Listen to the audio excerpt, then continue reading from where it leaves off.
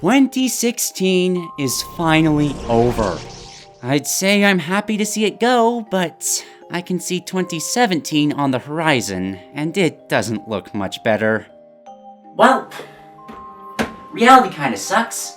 Let's go somewhere else. I really can't tell if this was a good year for games. On one hand, it sucked. We had multiple delays, sparse releases, forgotten anniversaries, and broken promises.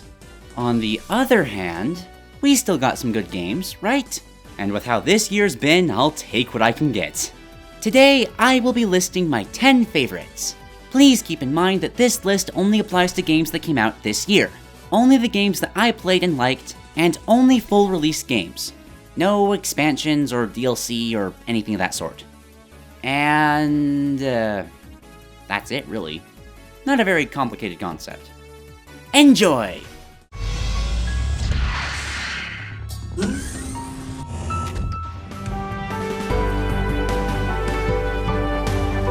Civilization 6 is dangerously satisfying. With all the building, researching, fighting, and studying, this game is a cycle of constant, noticeable improvement. It's basically a dopamine nuke to the brain. At least until Gandhi actually nukes you. Then you have to start all over, even though I gave him so much free stuff. How could you do this to me, Gandhi? I thought we were friends. My attempts to avoid violence have failed.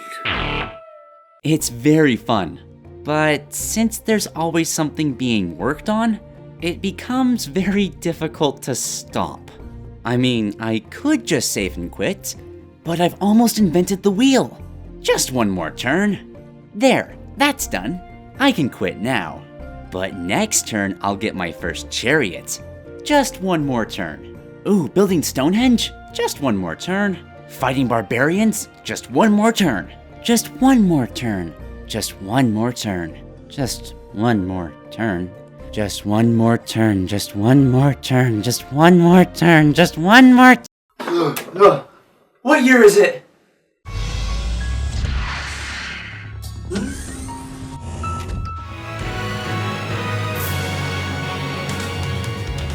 Three games for the price of two? Who can say no to that? Well, more like 3 2/3 of games for the price of two. But if you do the math, it still checks out. I was skeptical of releasing Fire Emblem Fates as 3 separate games, but after playing them, I really enjoyed the duality of Birthright and Conquest. The developers did everything they could to embrace that theme. Instead of giving Hoshido and Norse skin swaps of existing classes, tons of new content was added to make each faction feel unique. This duality is even present in the music.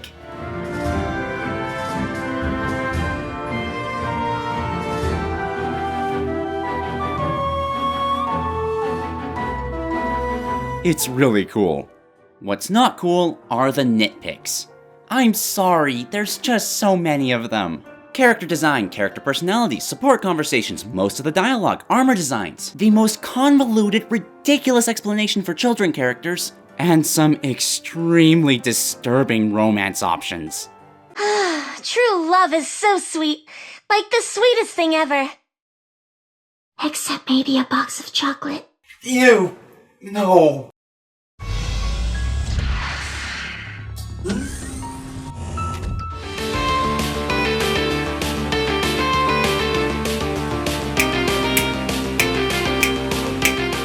I love Kirby. It's so much fun. It's so colorful. Kirby is so cute. The music is blah. And it hides incredibly disturbing undertones as you devour everything in sight. It's my favorite. So of course Planet Robobot is on my list. Nintendo took Kirby Triple Deluxe, added a robot theme, and that's it, really. Not exactly breaking new ground, but I love it anyway. Fun new powers, awesome mini-games, nostalgic remixes, robots, robot copy abilities, robot puzzles, robot bosses. Did I mention the robots? Robots are awesome!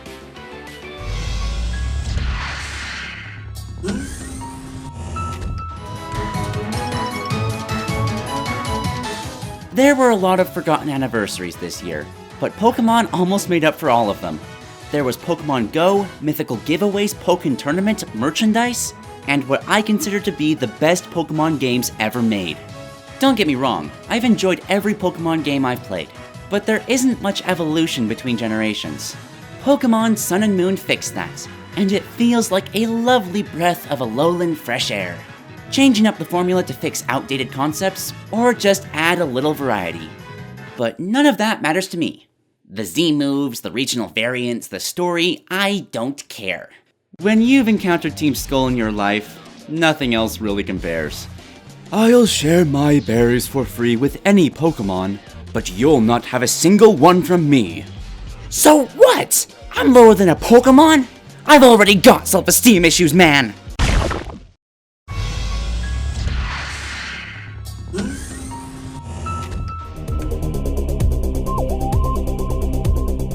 Oh, I'm sorry, Nintendo. Did you want us to forget this game? Well, screw you! AM2R is on the internet, and on the internet it will stay. Which is fantastic, because this is the best 2D Metroid I've played. It has been so long since Zero Mission that I had forgotten how much I love this series. Exploring a dangerous, hostile alien world, alone, Samus versus incredible odds, traversing imposing environments to find hidden secrets, all while experiencing a non-intrusive story with jaw-dropping music and amazing gameplay. Look at this! This is challenging and fun in all of the right ways. AM2R was the perfect way to celebrate Metroid's 30th anniversary. It's just a shame that fans had to do it themselves.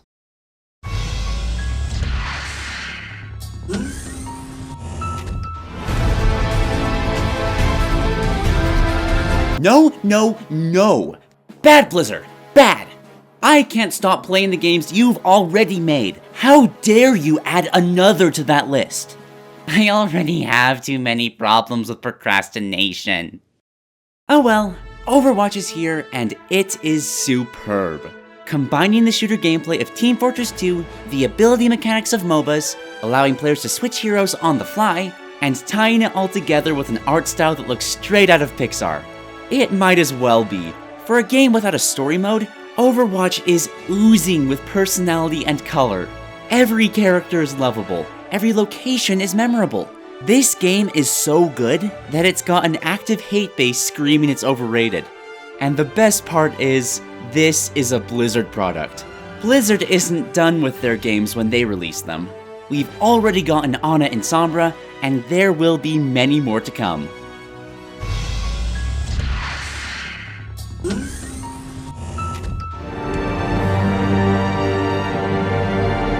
Darkest Dungeon is not a game for everyone, especially those with bad luck. You want to hit something? Roll the dice. Want to open that cabinet? Roll the dice. Demon Pig vomits on you? You better roll those dice.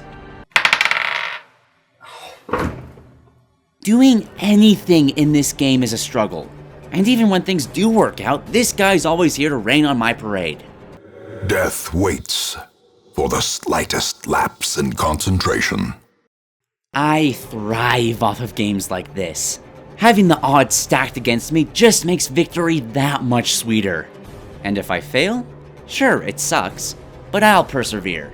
Despite every sadistic aspect of this game, no matter how many heroes die, it's impossible to lose. Your life might suck for a bit, and those heroes will stay dead, but there are always fresh faces seeking glory in the darkest dungeon.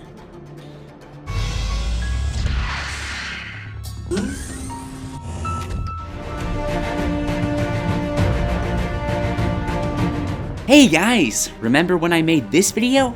Guess what was number 1? This game.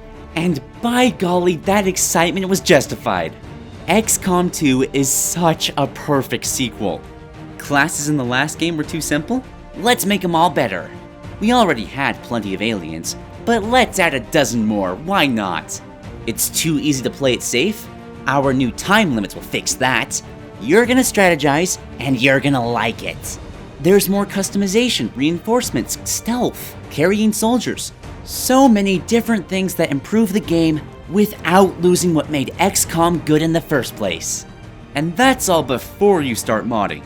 You can do something simple like performance boosts or stormtrooper helmets, or you can go a little crazier, adding additional content, or even improving the enemy AI. Take notes, Nintendo. This is what a modern gaming community looks like.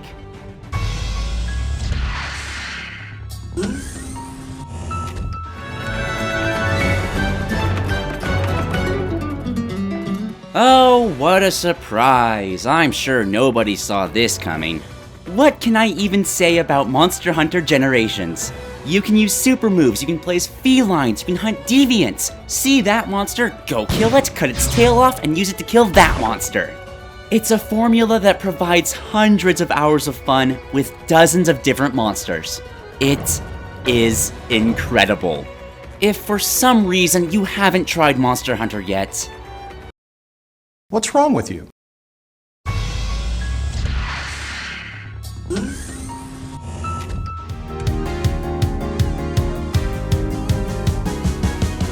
this game, this silly, ridiculously absurd game, this is my YouTube security blanket.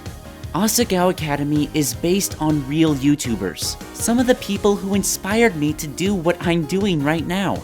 It reminds me why I make videos, why I love this community, and how big of an effect these guys, myself, and any of you could have by sharing the silly, stupid things you make. Sure, you'll suck at first, and you will suck for some time. But if you don't give up, if you never stop trying to improve, someday, somewhere, someone will be crazy enough to make a dating simulator about you. A spectacular, hilarious, ridiculously wonderful one like Asagao Academy. I would be hard-pressed to argue that this was the best game of 2016, although it is free, so you are technically getting more for your money's worth than any other game on this list. But at the end of the day, no other game has meant more to me, and that's what I care about most. But what about you? Please let me know what your favorite games this year were in the comments below. Like, share, and subscribe if you enjoyed, dislike if you didn't, and if you really didn't, please subscribe to hate on my future videos as well. And with that, this has been Kalimdori, and I will see you in 2017. Bye!